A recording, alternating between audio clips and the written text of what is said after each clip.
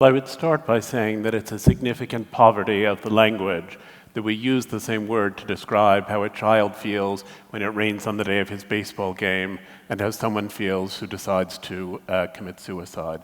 That we use this one word, which has both a colloquial and a clinical application, and it would be helpful if we had separate vocabulary.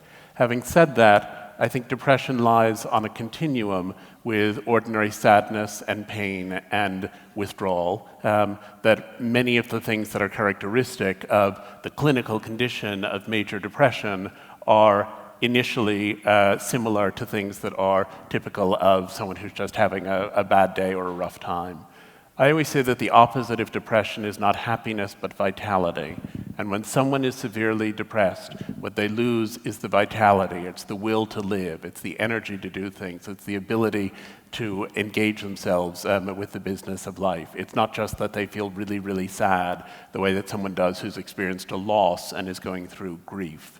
I also think there's a complicated relationship between illness and personality, and that there are some people who have experiences of very extreme depression who in some way are able to keep up a better facade than other people are. But the fact that someone is functioning during a depression doesn't mean the depression isn't really acute.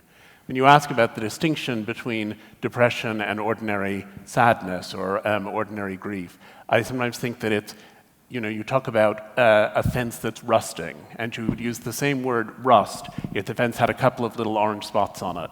And you would also use that word if it had crumbled into nothing but powder. And it's the same phenomenon, and it's happened to the same fence. But they're two very different situations, and one of them you can probably fix with a lick of paint, and in the other, there's nothing there to fix. And I often feel when I talk to people who are experiencing major depression that they are, in fact, moving toward being that completely collapsed fence, which is not to say that major depression is not in many instances treatable, and that many people don't manage to resolve it. But it's something that's it's a gradual blurring where it goes from being a normal set of moods and circumstances to being something completely intolerable, unlivable, unmanageable, devastating, and paralyzing.